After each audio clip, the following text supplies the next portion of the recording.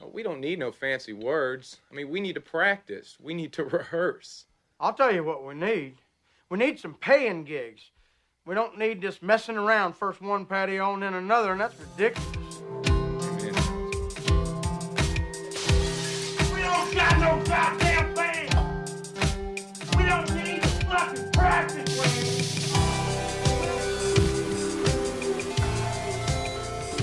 it. All right, here we are. It's the No GD Band Podcast. I'm Henry. I am Chris. This is episode 3. Episode 3. The magical episode 3. We got through the racist stuff last week. Which is, I expected to hear, I guess because I was still high on episode 1, I expected after episode 2 rolled off that people would start popping off and want to talk to us about race. Nah. No, I didn't see much commenting at all, did you? Nope. Zero. You think people are wore out, or you think people are just like, eh? I don't know. Maybe it was timing. You know, it came out right before the whole take a knee NFL thing happened. Yeah, but now we did get through to our listeners. They did get through to Bruce Hazel. Yes. So I knew people were listening. That's good. Which, did anybody else besides Bruce, or just Bruce so far? Just Bruce so far. Cool. But 1 out of 3 is pretty good at the good. level we're at. I know. So I appreciate that. But yeah, people in the future, if you want to comment on a podcast or if you want to say something, by all means do so. I think we have plenty of avenues. We've got our Facebook page. We have Twitter. We have Instagram. Yep. No GD Band. I wonder if people. And I want a shameless plug here as well, Henry. The only way we're going to get huge, like we want to get, we got to have ratings and reviews on iTunes. So if you listen to it on iTunes, please just give us a quick rating or a review, even if it's bad. How many podcasts say that shit? Yeah, well, I mean, that's how you got to do it. Please give us a rating on iTunes, guys. Well, if you don't get that, you don't get more than 15 people listening, which is, we want to have more than that. Yeah, we really because it's hard for us to line up these awesome guests when we can only promise them 15 to 20 listeners. But Bruce, as an article of faith, has decided to grant us an interview. On October the 4th, our next taping. So the next episode 4, will be the Bruce Hazel Temperance League episode. Yes. We want to thank Bruce so much. Yeah, very much. Thank you, Bruce. And he's not even going to do a Skype interview. He's actually going to come sit in the kitchen. We got to get another mic, man. I know. We're working on it. And a set of headphones. I'll let him borrow my earbuds. Or maybe I'll give up my headphones and I'll take the earbuds. We're going to have to work this out. It's going to increase our entire setup. We've known Bruce for years. He's in a band called Temperance League. Yes. And a great band here in Charlotte, North They've got Carolina. a brand new album just out, so it's going to be great for Bruce to come in, play some tracks for us, and then answer some. Do you have good in-depth questions, Henry? I'm going to make some. Okay. I made a list of questions. I'm going to really I think I'm just going to really make him uncomfortable. The grill Bruce Hazel experience? Yeah, or not. One way or the other. I don't know which yet, but he's already picked out the whiskey brand, so next week has he? Oh yeah. So Bruce is going to come actually and sit in the kitchen with us. He's going to send me some MP3s and of new tracks, and we'll play some of those and put them in the podcast. New stuff that's on the new record. Yep.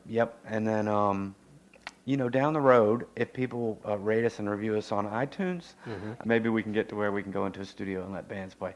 I would love to do like a John Peel session kind of thing. Yeah. Where people come and record just for us. Does anybody do that? No. Nobody in America that I know of. Peel sessions. So, but we got to get GD Band sessions. Well, we got to get big to do that. That's why we got to hawk our wares, man. I know. Podcasting, man. I'm not saying it's a racket. It's a racket. It's not, but there are movies made about it. There are guys that dedicate their life to it, and I'm like, how in the world do you find all these followers? One of these podcasts that my wife followed had 43,000 streams on SoundCloud. I'm like, I got a long way to go. When I got 10, I was happy. Yeah, it's very similar to being in a band. It doesn't. You can have good content, but then you're just kind of pissing in the wind. But we're going to continue to piss in the wind. Yep. And carry on. And also wanted to mention that we've got another interview already lined up. Now, this one is not from the list last week, but a good friend of the show, Molly Brown, is going to come in. That's great. And do I was an going to interview. ask about her. Yep. And for You those just of you who dropped that on me don't right know out there, she is She had her own podcast for a while called Trecklenberg. She's also played in a million bands, but she's in the Mike Strauss band right now. And did this really great hour-long show at Snug Harbor here. Yep. And it was, I think it was roundly well received, at least from me. I was like, man, that's great. No, I want to ask a lot of people loved it. I'm going to ask her about where that came from. Yeah, it was a That's musical what I wanna know. that she wrote all the songs for, and it was kind of a different thing to see at Snug Harbor. It wasn't just a band playing. So we'll talk to Molly about that, and then we'll let her pick the whiskey. So Right. who And knows? it involved a vagina, like a big, like, portable vagina. I've never seen that before. Well, we'll let Henry ask her about the portable vagina. It's going to be amazing. So there are a couple other things I wanted to bring up from last week before we get into the whiskey, which is always the best part of the show. The taking a knee thing. So that happened right after. Yeah. I felt like we were kind of like right ahead of the times. I thought we were doing great. Can we talk about the difference in the taking a knee from where I sit? Okay, so sitting down at the flag salute is a different level of, what would you call that, civil disobedience or something, from taking a knee. Taking a knee is a respectful gesture. It just differs from the way everybody else is doing it. I think I come to it from a different angle than you. And mostly this is because I work in Monroe, North Carolina, and I work around a lot of hardcore conservative military. Their angle is this disrespect for the military thing, which I really think their problem is more they don't like what they're protesting. But anyway, if we take it on face value. What does the military have to do with it? Well, it's a pledge allegiance to the flag of the United States. Right, but I don't want to not pledge allegiance to the military, Right. complex of the United States, right? Yeah, but I think those people, their argument, which you can't argue with because me or you didn't go to war, is that they went and fought for the flag, and some of them think they actually fought for the flag, not for the right to protest. Look, I said this on Facebook, and I'll say it to you. My grandmother, she passed away now. She was a your typical Southern woman, right, who carried around some racist beliefs. I remember telling her that I was going to marry a black girl, and she told me that my children would be nothing and things like that. But, I was in a religion at the time, and that predicated I didn't salute the flag. So I told her, I'm not going to salute the flag. So you were tell the audience you were a Jehovah's Witness. Right, I was a Jehovah's Witness. Right. And part of my religion was that you don't salute the flag. They consider that idolatry. And when I told her that, she said this: many men fought and died so that you could have that opinion. And that is one of the most true things that she said. It blows my mind that people don't understand the logic of that's what separates us. However, I do think Henry, this again goes to my core thoughts about conservatives. They don't actually argue what they believe. They argue something completely different. They pivot, right. And pretend that they believe something else. Obviously, most of these people are smart enough to understand the nuance that the flag is just representational of our freedom. However, with that said, I think what they really don't like is they really don't like what the person is protesting. So... no, they want them to just shut up and dance. Well, that's the idea. Don't just play the game. Well, I think okay? if something had come up prior to this that was an issue that Tom Brady and a lot of the white players had a problem with, and they had knelt during the flag, none of these people would have a problem. So it really is. I don't know. It really is the issue. But that said, here's my thoughts on it. What? I personally get the nuance that I don't think those people are disrespecting the flag. I also think that it's easy to say, why don't they go protest somewhere else? This is not the appropriate time. The most appropriate time to protest is where you get the most attention and when you have the eyeballs the on most problems. I would say that people who have the eyeballs of the nation on it, the onus is upon them to make a statement that's important. Well, I would hate to put the onus on people. I think those people are very brave for doing what they're doing, but I don't know that I would have knelt, but I would definitely stand up for those people's right to kneel. So Which was done. Which was, respected in large part. Right. And I think they have every right to do it. Just like the guy that raised his fist at the Olympics over civil rights.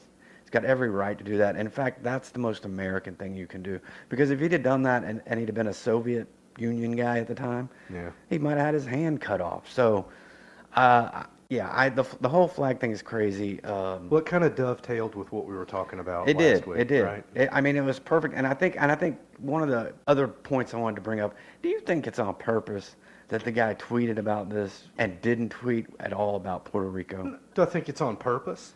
No, I think he's too stupid to do that. I think he just gets a wild hair up his See, ass. I don't. See, I And- think that was a nod to the white supremacists again, that I care about Houston, I care about Florida, I don't care about a bunch of don't wetbacks think- down in Puerto Rico. I don't know if he's saying that, but it's obvious by his behavior what he thinks. I mean, I don't think what you he can. thinks. Well, I don't know if he's sending a message. He's sending all kinds of conflicting, See, stupid I think messages that's all the time. more. I think that's more red meat sent to the white supremacists. It's a way of saying, without saying anything, I'm still on your side. Those people don't matter. They're not white. Don't worry about it. So let's talk move about on. Trump This is every our damn this is week. another fun episode. So Yeah. let's talk about fun stuff. All right. Last item before we go to whiskey. Did you do your homework? Yes, I did my homework. Yay! Henry did his homework. So Do I get to report now? So if or you do I get to haven't pour the listened drink to first? episode 1 or 2, Henry was supposed to watch a movie after episode 1 called The Black Coat's Daughter. Do I go on? Horror movie. Not yet. We'll do Well, I whiskey mean, first. He time's didn't watch it a-wasting. for episode 2, and now he has watched it. I have So watched The Black Let's do Coat's the Daughter. whiskey segment, and then we'll come back, and then I'll give you my report. and we'll get Henry's report. The effects the whiskey may be having on my body. Okay, what do we got here? Brown bag in it. It was your turn again, I guess. Yes. So you don't know. You don't know. And it is Woodford Reserve Uh-huh. Distiller Select. This is some high-end stuff, man. It's some nice stuff. It's not the highest end, but it's all right. It's good stuff. I've never had this before. Yeah, we'll crack it open. Let's get Distiller into it. Select Woodford Reserve. I believe it is made, Henry, by the same people that make Jack Daniels, however, because I'd the have to- label at the bottom looked pretty similar. You see all the little extra jazz they got on the bottom. We'll post a picture. Yeah, I'll get so that. that you guys can see it I'll do on that the website. But let's go ahead and pour it up. Okay. The effects the whiskey may be having on my body. All right, we're back. The whiskey is poured, Okay. and so yeah, let me first go into this a little bit about the homework. So I'd asked Henry to watch a movie, a particular horror movie. Now Henry and I go way back. Let's talk about the history of me and horror movies, right? Yeah, so Henry and I have been friends. That's the whole purpose, by the way. That's the whole reason we're doing this podcast. Henry and I had known each other since we were like 13. 13 or something. So our movie history kind of goes right along with each other. However, Henry has always been kind of on horror movies because they don't have any realism. Right. He finds non-realism to be non-real. It's not so much that. It's just I don't really find them truly scary. Like supernatural stuff, they don't really scare me because I know they're not real. I can't suspend my disbelief. Yeah, Right. Henry has problems with fantasy and. I don't have problems with fantasy. It's like particularly horror movies. I have a theory about this. But too. like, so do you watch Game of Thrones? yeah, Do the dragons? They do you don't not see the scare dragons me. and you don't just go, oh shit, that's bullshit.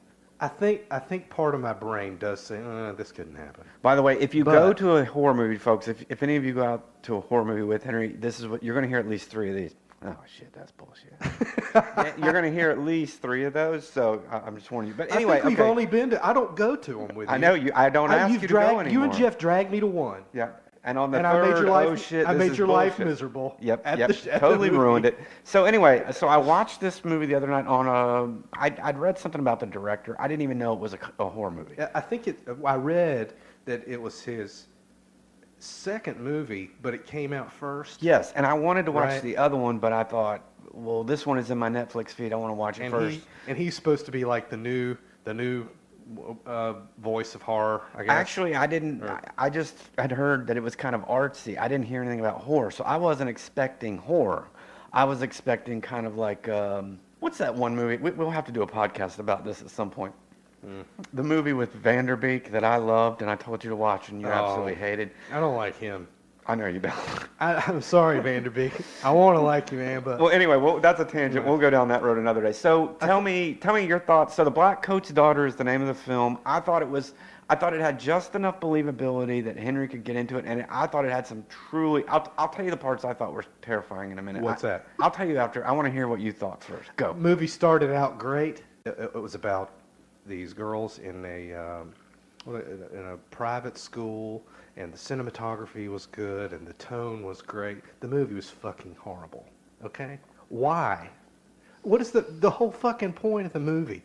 She worshipped the devil. Okay. So I think cut people's heads off. I think That was, and there was something in this furnace, right, that wasn't there anymore. so. Again, Let me tell you what happened. I got something for you. Okay. My wife Yeah. watched me watch this movie, Okay. and I have a minute-by-minute description of my activities during the movie. Okay. Before you get to that, which is I think is part of my I can't possibly go through it all. is part of my point here. So there's 3 girls in the movie that are named, right? Right. That's I don't know their names. you don't have to know their names, but you did get that 2 of the girls are the same person. I did get that part. Okay, so you got This that is part. not like an idiot abroad. I did know that they were. Okay, so here's The the, same here person. here is the part that I found that I thought Henry would like, without any supernaturalness. There were parts I liked. Without any supernaturalness, with just someone being actually psychotic. Mm-hmm. When she is in the home of the 2 ladies, Mm-hmm. and you see what she's doing in their home, Right. that to me was as close to the dead emotionlessness of an actual serial killer Yeah, she in did the get that. act. I will say, it was yeah. actually to me terrifying to see somebody. This is what it. Most movies don't show you like. So this is The dead eyes and all. well, just and so the- while they're still crawling around on the floor, she's just gonna stand there for a minute because she's not really mad at them or angry. She's just kind of out. And then one other thing, and I'll let you do your minute by minute. I also thought the supernatural part, which I texted you about this, and I don't know that I got across my point was, I don't know, but I assumed you thought Donnie Darko was a good movie. I did like that movie, Okay, so yeah. Donnie Darko talks to a large bunny rabbit, which is no different than what we could say is going on Was with this on the- girl. And I liked that the portrayal of the devil was a large furry animal that stood in the corner. Like Donnie Darko. I also love that she And it did was not. facing the wall. Did you notice that? Yes, What did that and- remind you of? And Blair Witch. Yeah. And I also loved that she didn't want it to go. So when the priest drove it out and it started to leave, she said, "Don't go," which is, I thought, a shift for a horror movie because usually the girl, has a redeeming quality. This girl actually was happy being that way. Yeah. The only problem I had with the movie was the 2 seconds, which I don't know why they didn't edit out, where she raises her arms when the cop's about to shoot her and screams, "Hail Satan," which seemed really weird. That's the part that I was like, okay, this movie sucks. Yeah, that was Hail just Satan, completely stupid. really. Now, right But after she what did about that, the bit where she is in the bed?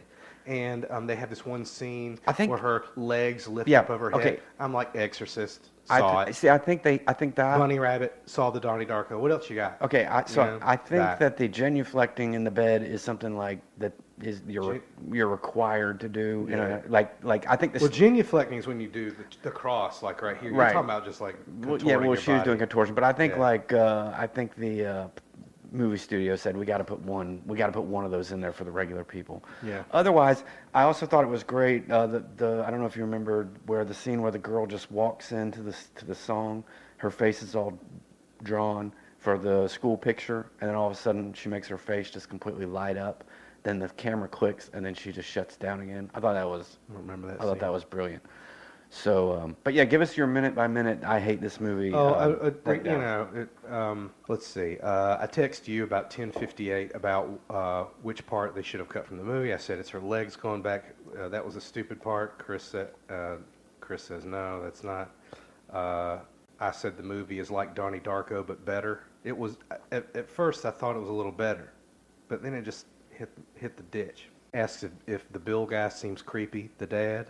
I thought he was creepy. Did you? I thought that was great. See, so you're kind of led down this path that he's going to be child molestery, He was kind of. and then the great thing about it was the reason you didn't think he was they just changed the music. So I thought it was a great example showing in movies the way the music. So in the scene, he's sitting in a hotel room with this girl, and the music's getting tenser and tenser, and she asks him, "Where's your wife?" And he says, "Why does that matter?" And the music's super creepy, and then the music just stops, and he goes, well, you must be hungry. You want to go down and get something to eat? Yeah. And it's totally like, oh, I don't realize how much music affects me, but this is not creepy at all. This is just a good Samaritan hanging out with a chick in a hotel room. Yeah, I didn't pick up on that stuff. Yeah, and that's another thing about Henry. So Henry doesn't watch films quite as closely as I do. Yeah, I mean. So, but that's... But I get an over. Yeah, you probably look at it at a more granular level. I'm looking at it as an overall sort of piece, maybe. Right. Maybe that's the. All right, so I struck out on that one. I will never ask Henry to watch another horror film. He unequivocally hates horror. Well, that's a ridiculous notion. I'll give it a try. I liked the wallpaper in the dining room, apparently.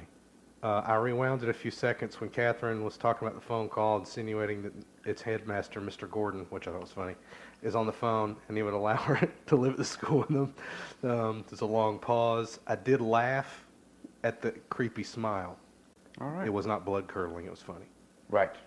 I wonder what that says about me. So there it is. Henry's then I say, minute by minute. Maybe horror movies are really scary for me, so that I over-intellectualize the shit out of them so they don't scare me. That's a theory I hadn't thought of. I Because look you for were reasons why it's fucked up so that it's not real. because you were terrified as a youngster of vampires. Yeah, I got a whole story of that. Yeah. Like actual fear. Like I thought they were going to hurt me. Which those are Bite my- very unreal things. Yeah. Yeah. And maybe I just hijack, and over-intellectualize a horror movie to keep me from getting in there. Wow. Like I can't watch Salem's Lot to this day. Wow. Maybe which is one of the cheesier of the horror Well, films. my memory of it is probably different than the way it came across. Well, this dovetails perfectly into what we were going to talk about today, which is we are going to talk about the films of one P.T. Anderson. P.T. Anderson. We started brainstorming which director we were going to talk about today. We kind of met in the middle on this guy, right?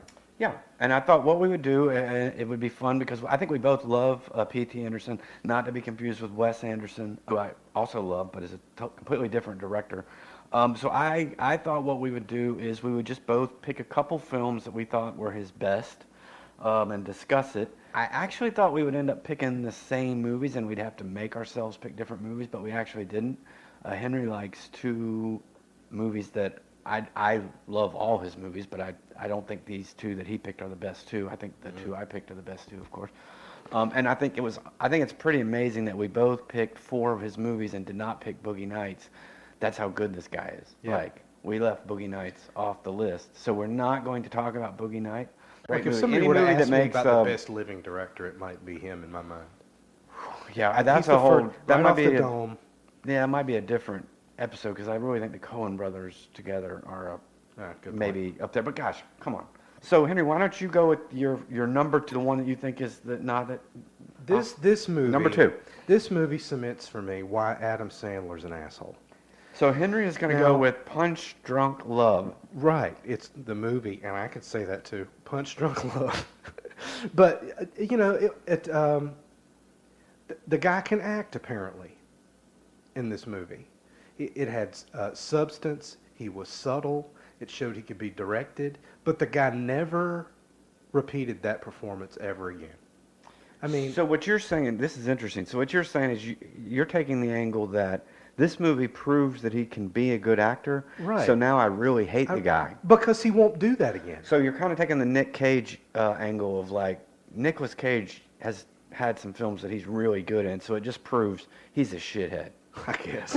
Or I I would guess. even say Robert De Niro. Like Yeah. Robert De Niro's done so many bad movies lately that you're like, if the guy's a living legend, what the hell is going on here? All right, Adam Sandler's not an asshole, but I just like, why would you make a great movie like this, and show your range, and never look to repeat that kind of performance ever again? So give I don't know if you went back and watched it this week, but No. what's kind of the plot of this film? He's a single guy that owns a company that makes toilet plungers. And he's kind of off, right? Yeah, a very, what would you call the way he talks, Chris? Kind of flat and very silent. Yeah, I feel like he's emotionally, this. he's kind of emotionally down. shut down, maybe a tiny bit autistic, Mm-hmm. but But he does have fits of rage, not for no reason, but that One of the reasons I like this movie is I can kind of understand where that comes from. It's like, I'm okay, Right. I'm okay, I'm not okay. Well, one of the benefits of having a podcast that is very small, that's what I'll say, is that we can do whatever the fuck we want. So I'm going to play a clip from the movie. I have a love in my life. It makes me stronger than anything you can imagine. I would say that's that, Mattress Man.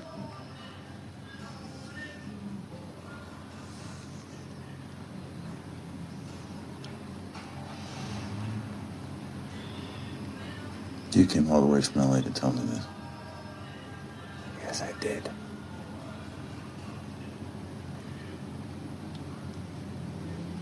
Tell the cops? No.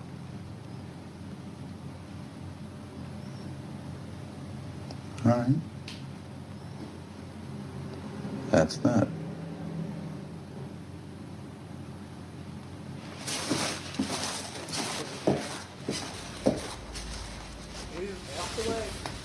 I think if you like it, you should get it. Now get the fuck out of here, pervert! Didn't I warn you? That's that.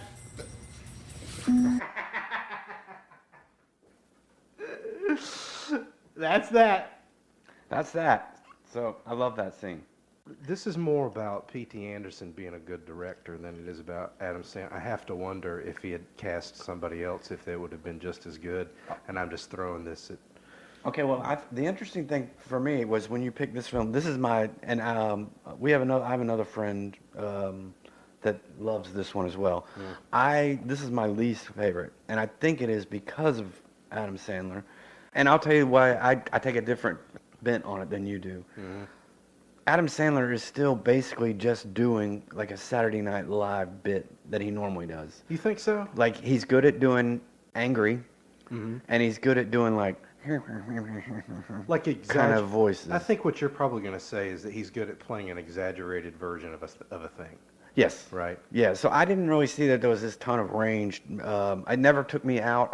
When I watched the movie, it never took me out that this was. Well, you make a good point. Adam Sandler. And like maybe I like it because of the context. Yes, and even yeah. an actor I'd completely hate, who is in another movie that we're going to talk about, Tom Cruise. When he's being directed by P.T. Anderson, I forget that it's Tom Cruise. The other amazing and brilliant thing, and maybe we should do an episode about him at some point, but Philip Seymour Hoffman, every time I was picking clips and I saw him...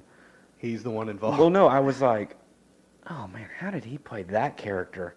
Like, and then you start watching, you're like, you forget it's him again. And then you're just like, I mean, the guy in Boogie Nights, how did he go from playing the guy in Boogie Nights to playing the guy in The Master? Like, it's like completely two different... Like, you've seen some of these actors that are always the same person. Owen Wilson is like the same person in every Yeah, and that's... He's always that guy. And that's another interesting thing. Like, I know a lot of the old Hollywood actors, it was a mark of being a good actor if it was that way. So, like, John Wayne was thought of as a good actor just because he played John Wayne every time. Right. And Gary Cooper was thought of as a good actor because he played Gary Cooper. I don't think it was until...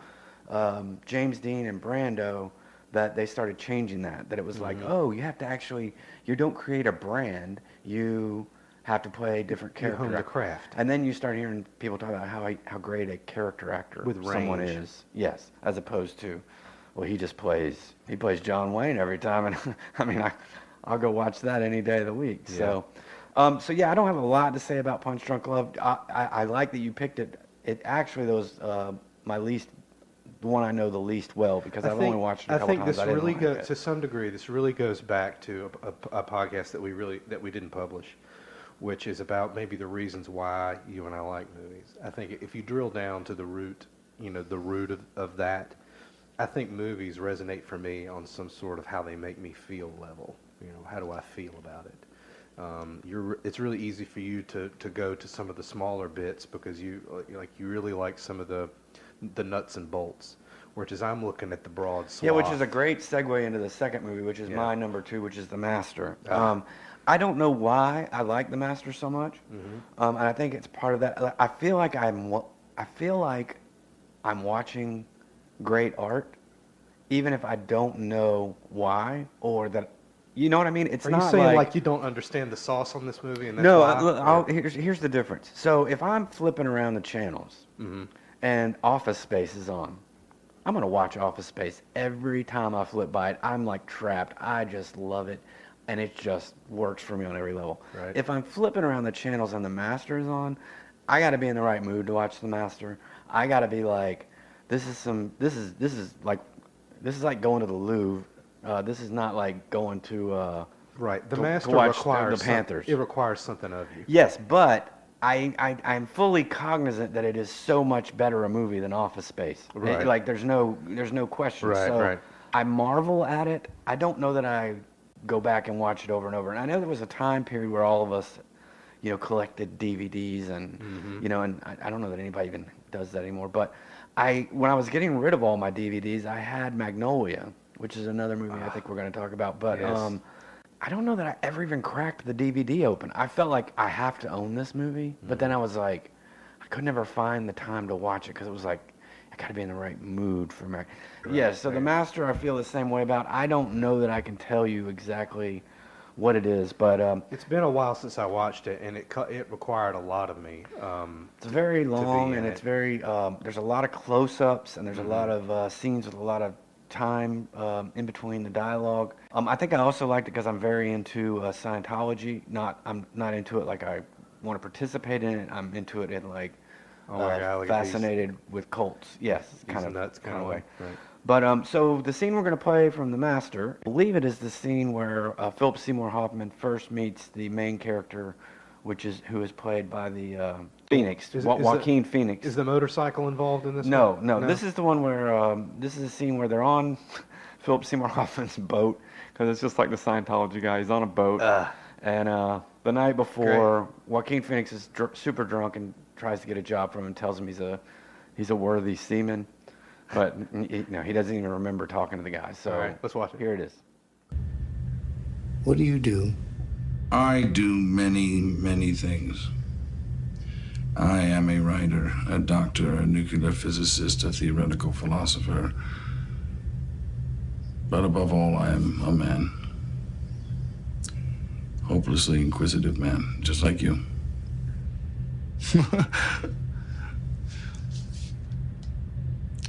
Well, I'm sorry if I got out of hand last night. It's cold and those Don't apologize. You're a scoundrel. And as a scientist and a connoisseur, I have no idea the contents of this remarkable potion. What's in it? secrets. Kind of apropos for the podcast. He makes his own concoctions, gives it to He Philip not- Seymour Hoffman. I mean, you've seen all these Scientology docs come out lately with clips of L. Ron. That is totally L. Ron yeah, over. I know. It's amazing. He's got all the ticks down. Yes. And then the thing that Joaquin Phoenix is doing, the physical stuff that obviously, you need to watch it. I mean, it's there. And, I don't even know if that guy's that great an actor. But that to me is another thing where P.T. Anderson has just grown to the point where, like, if you work in one of his movies, you're gonna do something pretty amazing. What do you like about this movie so much? I think it's really about a father and son relationship. And the more I watch it, the more I think they might be in love with each other. So there might be latent underneath homosexual thing going on. Yeah, which I could see that. The time period too is like that was forbidden. I don't know, just everything. And then the things I know about it, I know how much struggle P.T. Anderson went through to get it made because of Scientology fighting him and that kind of stuff. I feel like he thinks this was his like masterpiece.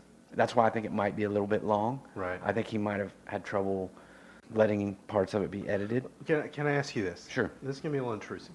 I can understand that as a sort of a passive observer, or not a passive, or an active watcher and observer of a movie, that you can appreciate all those fine details. Sure. I often wonder, like, if you really like a movie, do you like it for its technical prowess, or do you like it for some resonance that it has in you? Does it make you feel a thing? I think Or for what? me, I think the films I like make me feel so much I can't really describe it. Yeah. So it's not that I don't feel, but I think So you don't feel like an impassive sort of observer, is what I'm hearing. Right? no. But now I will. I think I can take myself out of a movie Like, okay, so I went and watched the movie It this week, Yeah. and I know you haven't seen it. I haven't. But you're not going to want to see it because it's a horror movie. But Well, I heard good things.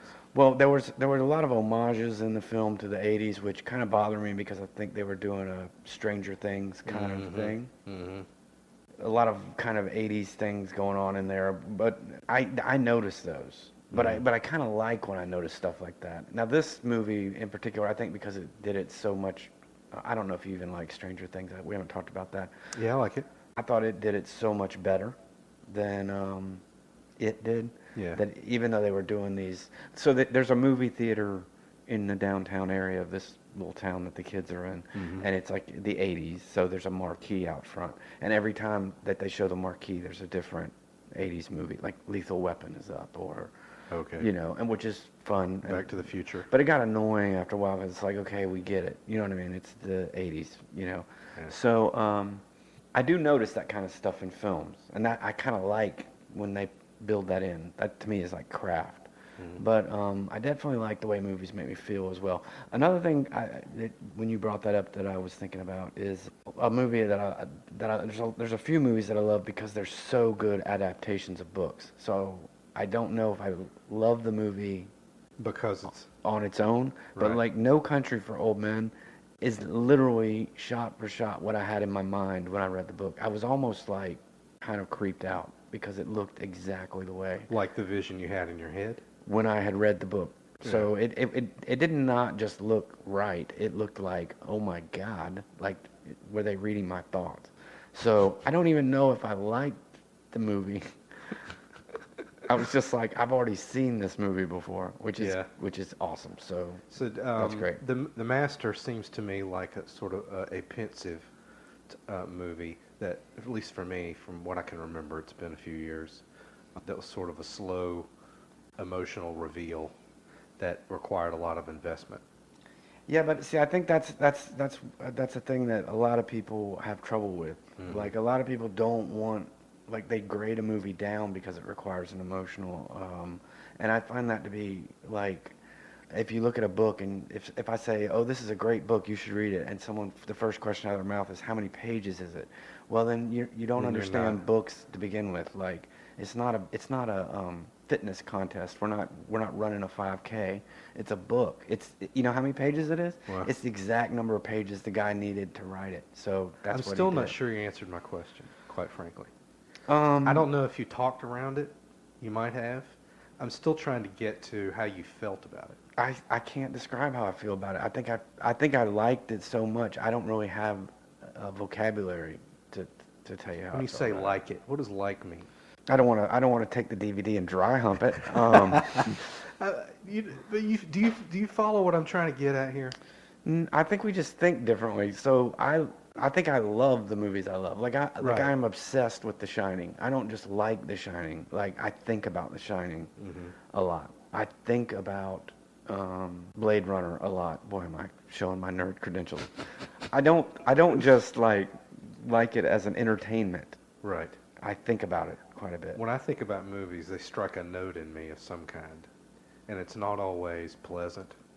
It's not always, I don't have to be happy about it. I don't have to even particularly like it, to like it. I enjoy it. Right. Or I appreciate it. But maybe I put reasons. those in a different category. So like I really enjoy Office Space, but I don't think about, I don't see things in life and go, yeah, oh, The Shining was talking about that. Oh, Office Space was talking to this.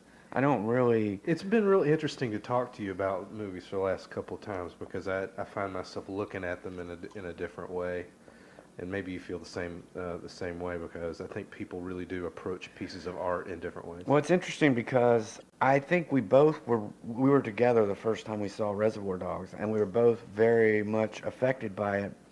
But it did have a different effect. You may not remember this. We were at a friend of ours had bought some sort of mountain house, and we were up there, and I don't remember. His name was Todd Tipton, and he had bought a mountain house. Todd. So he rented 2 movies. I hope for Todd that finds night. this on Facebook. That would be amazing. But we're not going to hawk for individual listeners. So Oh, we're not? No, Well, speak for we're yourself, not there yet. motherfucker. Maybe by episode 10. Todd, So- answer us. Todd. So we rented 2 movies for that night, which I found to be, both movies were great movies. So the first one we watched was Reservoir Dogs. Henry and I both reacted to it, but I thought this was interesting because I remember this. My first reaction, your reaction was, oh my God, that was great. Now let's play Jerry's Kid, which was a drinking game we were going to play later in that night. You were like, holy shit, that was good. more Now into let's drinking. go. And my reaction was, holy shit, rewind it. I want to watch it again. And usually when I really like a movie, that's the first thing I think. Like, I think, I don't do that. I got to see this again right No, now. it sinks into my consciousness, and Right. it gets baked into me. Right. It's not that I didn't like it. In fact, once I watch a movie No, once, I wasn't insinuating you didn't like it. I was just saying, that's how we react differently. Yeah, it will bake into me, and I'll regurgitate it in my head a little bit over and over to see how it made me feel. Well, let's get to your number one P.T. Anderson film. Yeah, I mean, what do you say about Magnolia, Chris? Let me go first Where on do Magnolia. where do you start with it? Okay, so here's what I'm going to say about Magnolia. And again, please don't take this. If we do get a comment, it'd be great. But don't take this as I don't like any of these films. I love all these films. Magnolia does not feel like a movie to me. It feels like 3 television shows that were slammed together. Really? So it's got all these different parts, and they're all like their own separate ideas. I almost feel like he wrote a bunch of different scripts and then tried to figure out a way to stick them together. Or he did an exercise where he said, the overarching theme is this, and I'm going to exemplify it with 4 different stories that really don't touch. He said, and then here's something I'm going to blow your mind with, and then I'll let you. I absolutely cannot stand when people just break into music, this song. You don't? I do not like that because that's my realism threshold. So, like, I don't want to see the sound of music. I don't understand why people all of a sudden... Where they sang that Amy Mann song. You didn't like that at all? I do not like watching all the characters stand there and sing a song because nobody in real life stands around and sings a song. Holy shit. So you're saying this after this horror movie, that you can't stand that part? Yes. So you don't like it when they sing songs in a movie? Okay, so Henry's horror movie... Henry's favorite P.T. Anderson song Is that true? has a singing montage and frogs actually fall out of the sky. It's amazing. It's insane. It's not real, Henry. It's great. It's not real. But things happen. It's been known to happen. Things happen in horror movies. You know, things like that. Not supernatural bullshit like No. that. You would have to call frogs falling from the sky supernatural It's insane. bullshit. It's insane. It's been known to happen. I love how you Do make... I need to so go you make to the Wikipedia excuses. page, Chris? You make excuses for the things you love. Oh, shit, our first argument. So the things that you love, you make excuses for. No, The I'm things telling you don't like are, oh man, frogs that's can bullshit. fall from the sky. Oh man, that's bullshit. Am I picking out the red here? Oh, on the this is thing? going to be great. This is going to be great. I This hope I might be don't- your motto going forward. Seriously. Frogs can fall out of the sky. Frogs can fall from the sky. It's been proven. That's why I put it in there. So it's so insanely strange. Henry is currently right now trying to find an article where frogs fell out of the sky. Well, remember, it's a reference in Moses. I knew he was going to go to the Bible. So you believe the Bible is literal. So No, you're going to. but it's allegorical, right? So the devil in the corner in the film, the Black Coat's daughter, cannot be thought of allegorically. That's bullshit. Allegorically, I never say it goes. But the frogs falling from I the don't sky in see it from Magnolia. that. Now, again, I'm not going to argue that Magnolia is not a far better film than the Black Coat's daughter. I just love how you cherry pick the realism that you like and the realism that you hate. All right, but I'm telling you, we can send this out into the ether that things like this have been. Well, known let's to play a occur. clip from. And that's part of the whole thing. Let's play a clip from Magnolia. How about that? Yeah, sounds. And there's one other thing I want to say about Magnolia, though. Since you're if you gonna talk take the about how you hate if you Magnolia. take the individual scenes, because to me it's not a movie, but if you take the individual scene, it's got some of the best. Like, it's got some individual scenes that you're like, man, this dude knows what he's doing. I just don't think it's a movie, personally. Interesting. Play it. All right, so here we go. This is a scene where Tom Cruise, Philip Seymour Hoffman's not in this scene, but Philip Seymour Hoffman's character has spent the whole movie tracking down Tom Cruise so he can have this last bedside chat with his dad. And so in this scene, this is the bedside chat between Tom Cruise and his father, who's played by Jason Robart. You cocksucker, I know you can hear me. I want you to know that I hate your fucking guts. You can just fucking die, you fuck. And I hope it hurts. I fucking hope it hurts.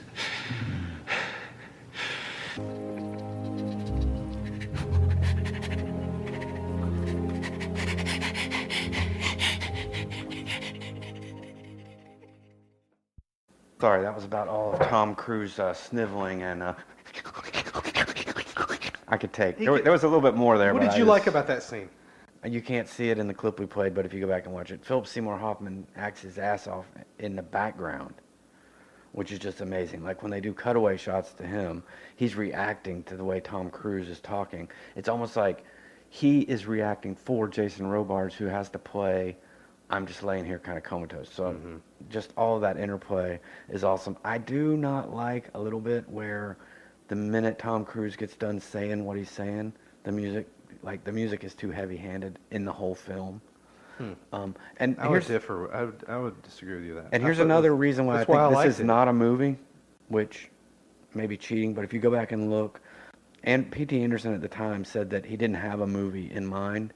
He just had the songs that Amy Mann had given him. He said that, but he said other things too. And so he wrote he wrote individual vignettes to the songs, and then he found a way to tie it together. And the way he tied it together was frogs falling out of the sky, which is kind of raining animals is a rare meteorological phenomenon. So now you're bringing it around to animals, in which flightless animals fall from the sky. Couldn't find frogs. Such occurrences have been reported in many countries throughout history. Let it be known that Henry couldn't find an exact example of frogs, so he went with animals. Is that tornadic waterspouts sometimes pick up creatures such as fish or frogs? Okay, I'm gonna Henry and carry them for several miles. I'm gonna give Are you going to argue with science? I'm going to give you. So one is potential science, something that could actually happen, albeit rare, or one is Satan the devil. There's nothing. There's nothing in the film. Here's an interesting thing. There's nothing in the film The Black Coat's Daughter that couldn't have happened, except for her bending her back over. That was. A gymnast could have done that. You don't know if she had gymnastics training in her childhood or not. You're right, but that's a good point. Like there was no. That's where I thought I was going to have you, but you hated it so bad I didn't even bring it up. Well, but it was like there's nothing in that film. Hey, I'm being, what is the word, hyperbole? So I'm exaggerating. Here's the cool thing. I just didn't care for it that much. It didn't really do anything for me. I thought it was just like, here's the really, thing about the devil, exorcism and you films, just killed people? which is here again, really the devil. So here's the thing about exorcism films, which I hate. Exorcism films usually take the tack that we're all in on it, wink, wink. This is not. The bad people are the ones that are psychologists trying to say she's just crazy. We all know this is the fucking devil. But this movie was like, no, she's probably just psychotic. Yeah. The guy that might be nuts is the priest who thinks he drove the devil out of her. He didn't drive anything out of her. She's a psychopath. And another buddy of mine that goes to watch horror films with me, my friend Jeff, who has worked, Hey, Jeff. He has worked with people that are in psychotic states. Oh yeah, and I bet and a lot of those people think that they talk to the devil. He'll say that they yeah. A lot of those people will tell you, yes, I talk to Jesus all the time, and I talk to the devil all the time. Yeah. So it's a little less far-fetched than, and by the way, I didn't think of that angle. I don't remember in any part of Magnolia anybody saying there was a tornado. Yes, I agree animals can fly when there's a tornado, but as I remember it, everyone's sitting around while the frogs are falling, singing, while they have these blank looks on their face, to Amy Mann's song. Yeah, it's great. It's great. It's called art. All right, so I'm going to go to my last film, which I think... Oh, can I say something else about Magnolia? I don't mean to belabor the point. This is your favorite PT, so go. Well, I just... the cop, the policeman, John C. Reilly. John C. Reilly. You know, like previous to this, he had complained that he was always playing guys that were semi-retarded. You know, and it's a description of an L.A. policeman who with conscience... Yes. And with morals. I think he does the Adam Sandler better than Adam Sandler because he blows me away in this film. I forget it's him. Right. I'm like, this guy's got depth. It imbues a cop with humanity, a real conflicted sense of himself. Anyway, there's not a performance in Magnolia that you're not like, these people are acting their nuts off. Right. Like, it's great. But I do hear some of what you're saying. Like, it sounds like he took a germ of an idea and blew it up to be like a, made it open like a flower. Look at the opening of the movie where the magnolia flower opens up. And it's a great... And I think it says a lot about like how unforeseen occurrence impacts people. Yeah, and to me, it's like I'm judging it as a movie. Sure. When like some of my favorite music is like not 3-minute songs. But they're saying like, I didn't set out to make a 3-minute song, so go fuck yourself. Yeah, it's not going to be on the radio. Thanks. I just wanted to say that part. Every performance in this movie is great. Okay, so my favorite one is probably one that most people don't like. I think this movie goes above and beyond being a P.T. Anderson film. I actually find this to be like one of my top 3 greatest films of all time. I don't even think of P.T. Anderson first. I just think of There Will Be Blood. Yep. As There Will Be Blood. I knew you were going to say that. I just find this movie... So, Henry, this is one that my depth of feeling is so great that I really... just everything about it is just unbelievable to me. I just cannot believe how well it's made, first of all. I cannot believe how good a performance Daniel Day-Lewis gives in this film. It openly does homages to Stanley Kubrick without taking you out of how good this movie is, but it's got moments where you're just like, oh my God, he's doing Kubrick, or he's doing I'm drawing a blank on the French director, the arty French director from the 60s, but I have to look it up. Yeah, I am terrible on names tonight. But anyway, so there's all these homages in there, but it's also, I don't think if you even pay attention to that, it's still a great movie. So I don't know. Again, I don't have the words to describe it, so you're probably going to bust me on it again, but like I just think everything about this movie is great. Pick one. Pick one aspect of this movie. Well, if you just start with the acting, I mean, Daniel Day-Lewis gives, I think, his best performance in his career, which is saying something. Well, he's a fine actor. It'd be hard pressed to find him in a bad movie. Yeah, but I mean, you can see where his performance goes beyond the movie. In some movies, like My Left Foot is not the greatest movie in the world. The only thing that makes it great is how good his performance is. Yeah. This movie, to me, it's not just how great he is. I mean, obviously he's great, but the whole thing is great. I think it's, and here's another thing you'll nitpick me on. It's written off of about a 4-page short story. Like Upton Sinclair. Right. That's in an Upton Sinclair book. It's like a 4-page aside. Really? To turn those 4 pages into this is another, like, just brilliant use of screenplay. The soundtrack, which if I'm not wrong is Nick Cave, I could be wrong, or it might be Johnny Greenwood. Yeah, Johnny Greenwood. It's amazing. The soundtrack is unbelievable. And the little guy, I always call him Little Guy, the little guy that plays the character that is the foil for Daniel Day-Lewis in this film. Again, you're going to have to look that up. Paul Dano. Oh my God, he's great in this film. Guy. I mean, I've seen him in some other stuff that was good too. Yeah. I can't remember what But I feel it was. like you're trying to equate this movie with other movies because the actors are good. I think that's what you're saying. No, I'm saying this movie is beyond the acting. You talk about the acting and it, like you want to drill down, do the acting part, and you want to talk about the music part, and you want to talk about that. What do you want me to talk about? I want you to give me an overarching theme. I want to take this movie out and fuck it in the backyard, Henry. Is that what you want to hear? Yeah. I want to get naked with this film. I want to hang out with it. I want to know what it's like. Let's talk about it. All right? It's been said, right, that this movie commentates on greed. Yes. And capitalism, right? Not really consumerism, but more about capitalism. Right. This guy sacrifices his son in the name of greed. What are your thoughts about that? I don't know if anyone can exemplify greed better than Daniel Day-Lewis does in this movie. I mean, he is greed personified. He sacrifices his own son. From the beginning, he sees his son as just a commodity to use to gather wealth. And then when his son turns against him at the end, he has no time for him at all. And then he actually murders Paul Dano's character at the end, which I don't know if people remember that, which is, to me is like one of the most amazing scenes. And again, I'm drilling down, but the scene in the bowling alley where he just murders him is I remember that now. Unbelievable. So yeah, and like it also has comments about religion. Tell me about that. Like from what I understand, this movie kind of illustrates our failure, or America's failure, probably, to square up religion and greed. Well, I think a lot of it equates the two characters. So he keeps smelling greed underneath Paul Dano's self-righteousness with the religion thing. Right. So he always sees him as, I'm calling out his bullshit because he's the same as me. So I think there's a lot of that in there. I think there's a lot of P.T. Anderson saying religion is based on the same principles. These two guys are moguls in different areas of greed. And I think that's why P.T. Anderson went back to religion with The Master. I think he's got two issues that come in every one of his movies. Maybe not every one, but greed is definitely, not greed, religion is definitely one that I think he revisits.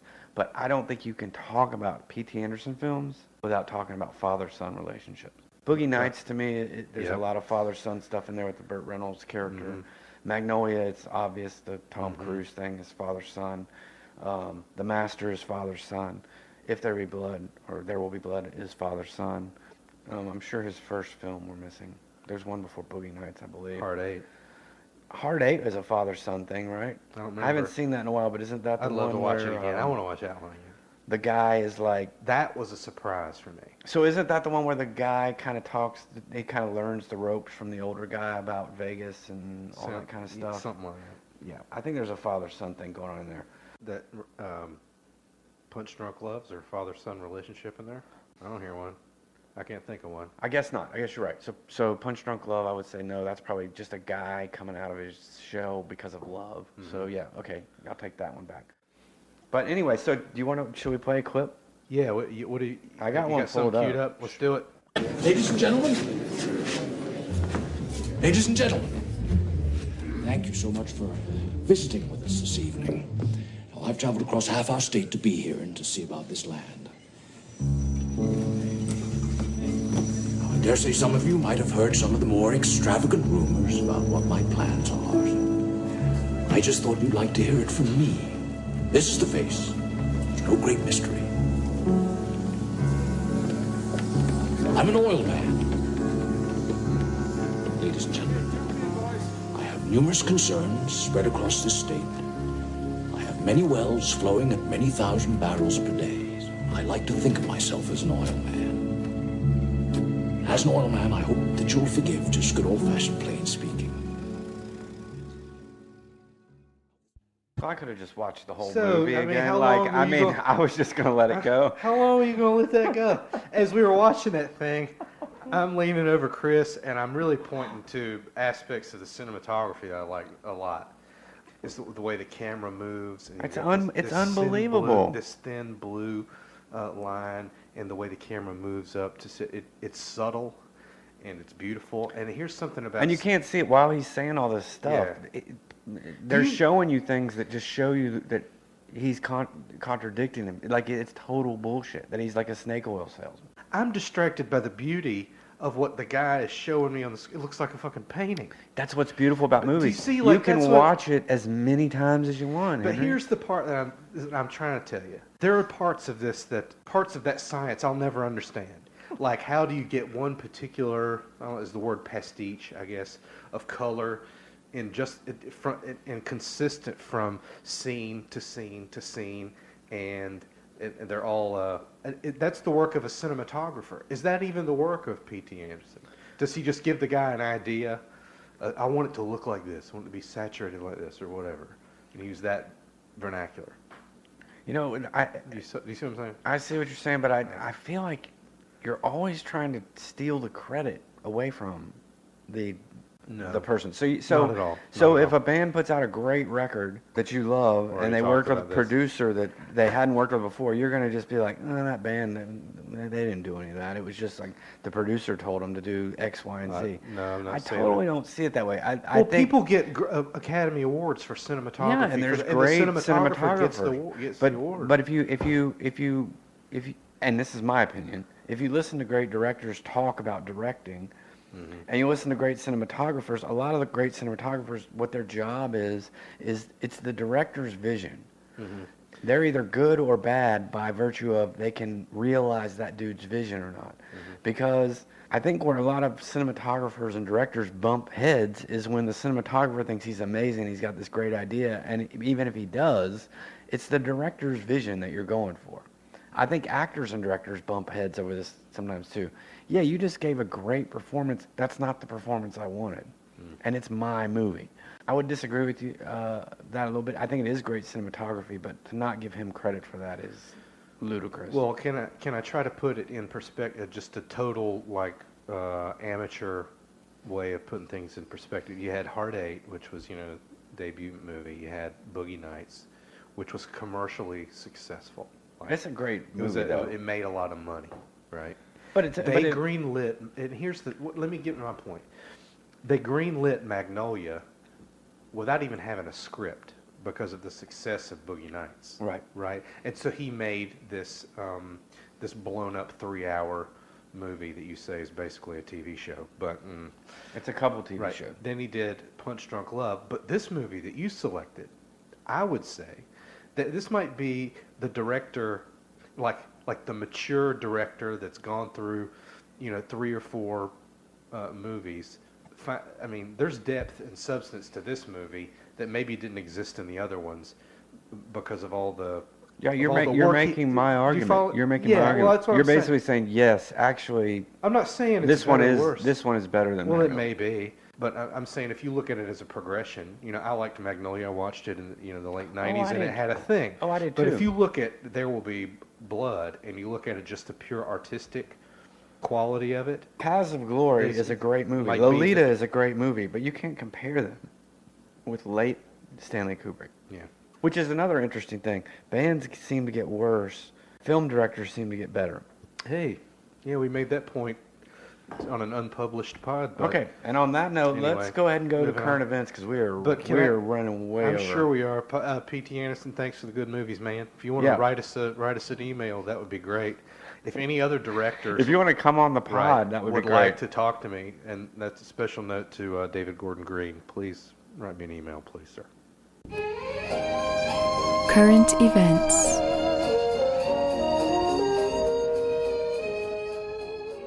All right, current events. Again, we always run right up against the edge of time here. So I wrote down 2 things that I kind of wanted to talk about. I know one of them. So the first one is something I saw this morning. I just wanted to make the comment, not that the dude's relevant or that it means anything. I'm reading an article that's in my news feed about Steven Seagal, who I would have guessed would have said, he would have taken the far right attitude and said, bullshit not to kneel, you shouldn't kneel during the blah, blah, blah, during the national anthem. Then I read down further in the article, the guy is defected to Russia.